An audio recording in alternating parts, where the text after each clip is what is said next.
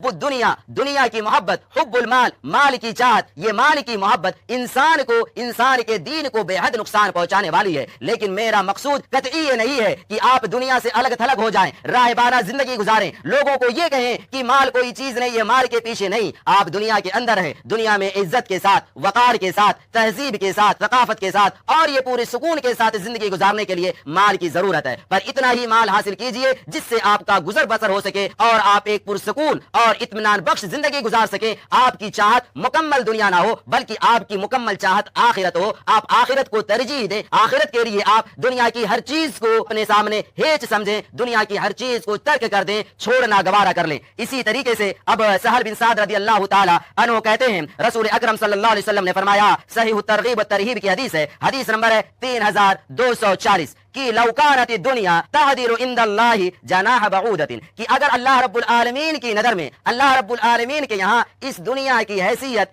एक मच्छर के पर के बराबर भी होती, अगर इतनी भी हैसियत होगी, एक मच्छर का पर है, उसकी क्या हैसियत है? आपने फरमाया अगर अल्लाह की नजर में इस दुनिया की हैसियत उस मच्छर के पर के बराबर भी होती, तब भी अल्लाह रब्बुल आलमीन किसी काफिर को, किसी काफिर शख्स को, किसी मुशरिक को एक घूंट पानी भी ना देता। लेकिन मसला यह है कि इस दुनिया की हैसियत अल्लाह की नजरों में कुछ भी नहीं है।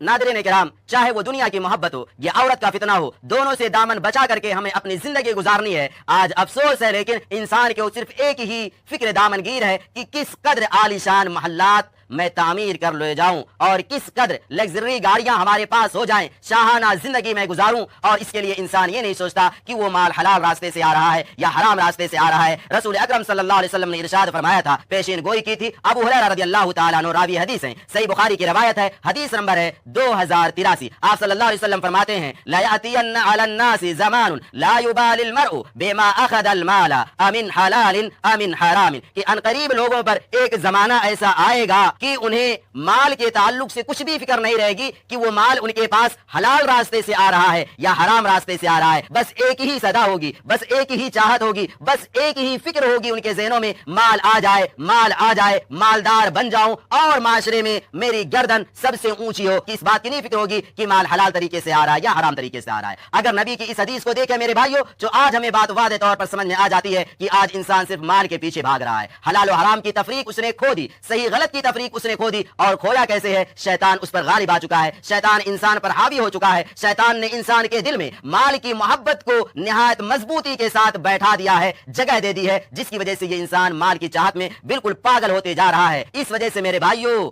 माल से मोहब्बत तो करो, पर इतनी मोहब्बत नहीं कि उस मोहब्बत के सबब दीन से जो मोहब्बत होनी चाहिए वो मोहब्बत मुतअस्सिर हो जाए।